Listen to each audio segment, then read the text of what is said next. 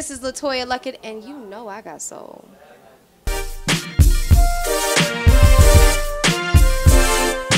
YouKnowIGotSoul.com here with LeToya Luckett, here to talk about your new album, Back to Life. It's been a while. R&B fans have been waiting 8 years, I believe, now for this new album. Yes.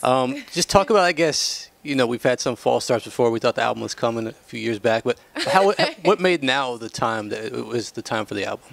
You know what? I finally got to a place in the album where I felt it was complete. I think before I was like, you know what? It could use 2 more songs that feel this way and feel that way. And I just finally came to a stopping point. Like, you know what? I'm satisfied. I think that, I've told the complete story.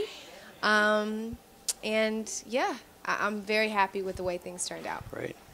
I know you originally announced the album as called Until Then. Yes. That was a couple years ago. Yes. How has the project evolved since then?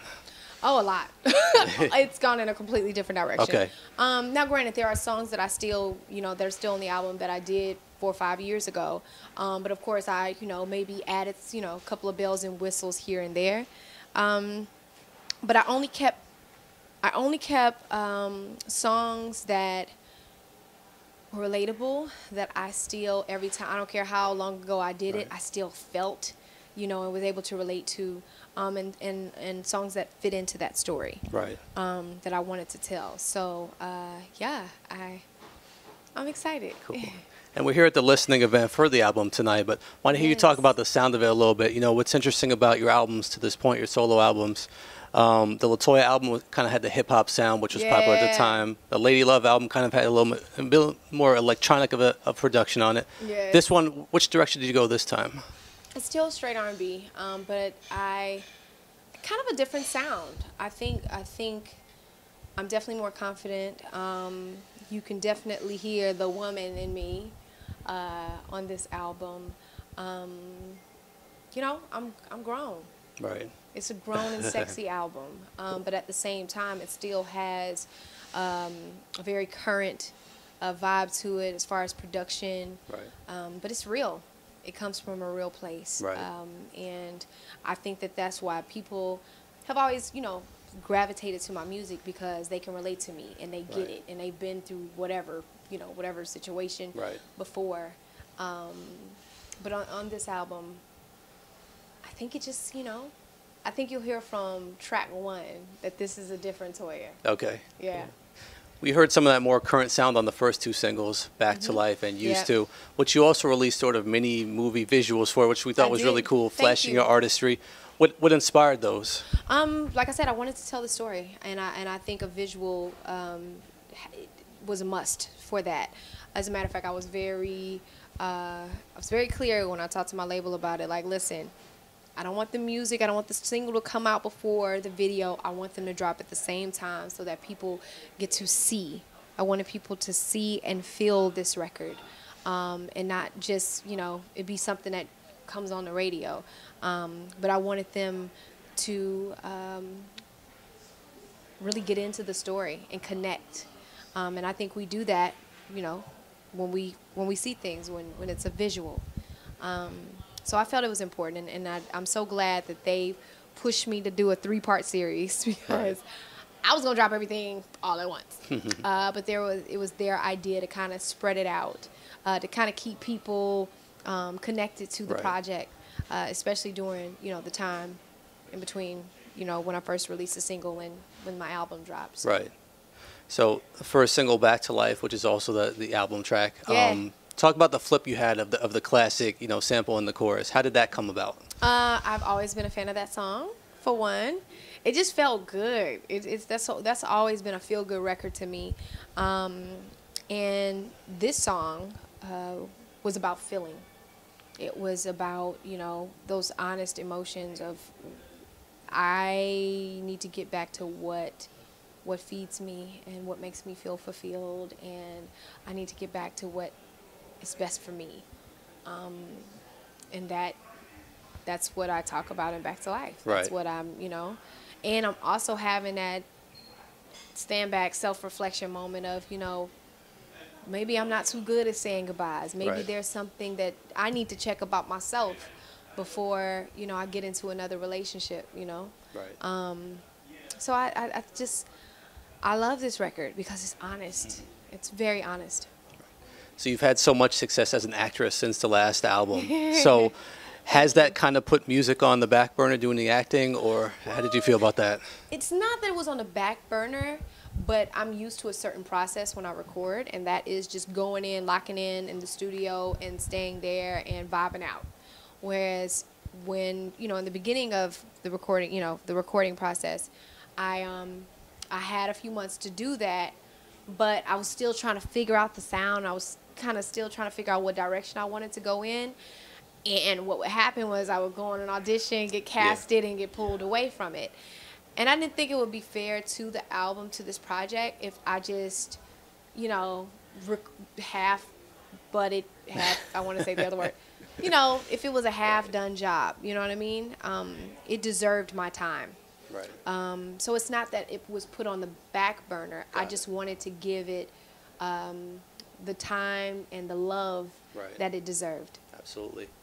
So this is your first independent album, E1 Entertainment, Yeah. releasing this album. Was curious to hear, after the last album on Capitol, you know, you parted ways. Do you think you were looking to go back to a major, or was independent the route you wanted to go all the way? You know, I just wanted to go where I would best fit. That's where I wanted to go. E1 wanted to give me the freedom to have my acting career and not want, you know, they wanted to be fair and not want any parts of that, because that is something that I built on my own. Right. And I felt it was something I could do. You know, it was good for me because I really had to step up, take the reins, and do me. There wasn't an A&R in the room to just go find songs and have me sing them. It wasn't that. It was, I really was given the opportunity to make this an album that came straight from my heart, from my blood, sweat, and tears. And I invested so much into this personally. And a lot of times when you're on a label, there's the influence, there's the, oh, there's a timeline, there's a this, there's a that. And I'm so grateful to E1 that they were patient with me and allowed me to find that balance between my acting career and my singing career. So I think that it was just meant to be. I was supposed to be on E1 for this album, and I'm so grateful. I'm so grateful and appreciative of everything that they've done in this process. I think what's cool is looking back on the Lady Love album and seeing how your fans really went to bat for you with Regret. Pushing Capitol, started the petition to get Capitol to do their part. Man. You know, I just wanted to hear from your point of view, how is it changing to the new landscape in R&B? Because that was, you know, 8 years ago. Yeah. Social media is so different now, Yes. but how have you had to adapt in that way? It's pretty easy to adapt. I mean, the fans want more of you, and they have a voice. Social media has given them a voice. That's why they were able to, you know, create a petition and call, you know, Capitol out and say, this is the single we want. Forget what y'all doing. This is what we want to hear. And I think that social media has created an awesome platform, not only for the fans to be able to communicate directly with the artist, but for new artists to have a platform to share their music. And as far as me, like, I love it because it allows the fans to connect with me. It allows them to see me on my off day when I'm just spending time with my family and my friends and doing me. They'll get to know Toya.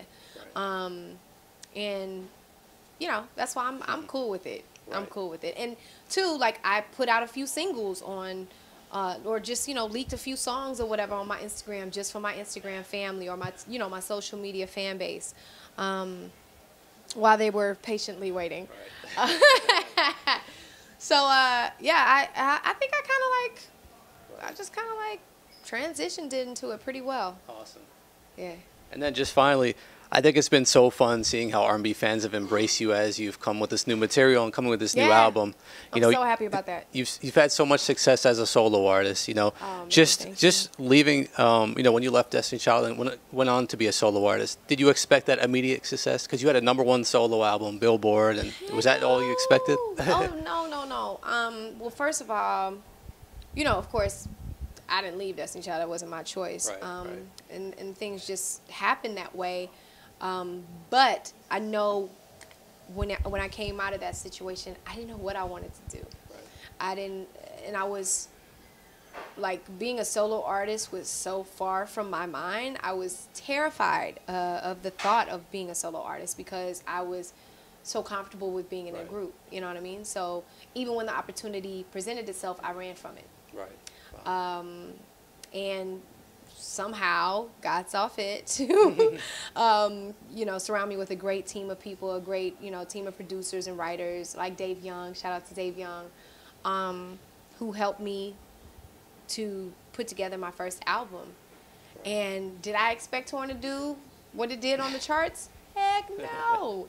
But I also, like I said, didn't expect to become a solo artist. So, hey man, I'm so glad I stepped out of my comfort zone. Yeah. And I'm so glad that I have awesome fans who are supportive of me, who follow me from Destiny's Child, and were rooting for me. I had so much support. So much support.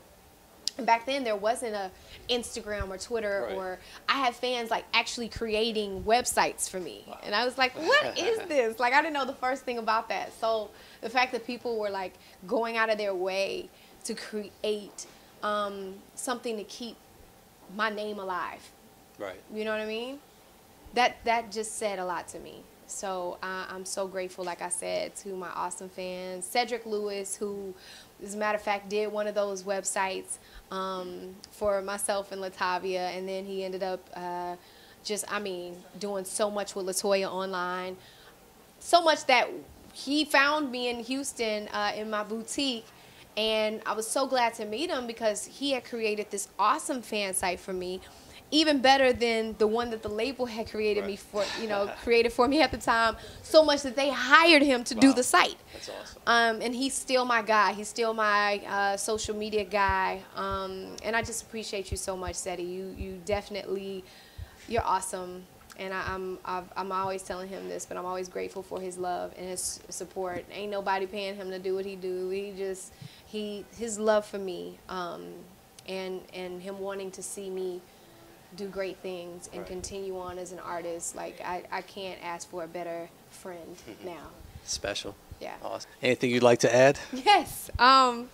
Just make sure and go and get my album on May 12th, Friday. It is it's kind of great, man. I'm so excited about this project. I think that you will definitely hear my growth. You'll see another side of Toya, and get to know me a little better. So, go and get that thing. May 12th. The singles are also available right now on iTunes, both Back to Life and Used To. And also check out my mini-series. It's on YouTube and it's on Vivo. But yeah, thank you for all the love and the support. I'm really excited for you guys to hear this album. It's called Back to Life. It's available May 12th. And I can't say it enough, y'all. Thank you for allowing me to share my gift with you. And thank you for hearing my heart. And thank you so much for being patient with me. It's my fans who were so patient with me throughout these 8 years of waiting for me to put out music. Thank you so much. I love you and God bless you.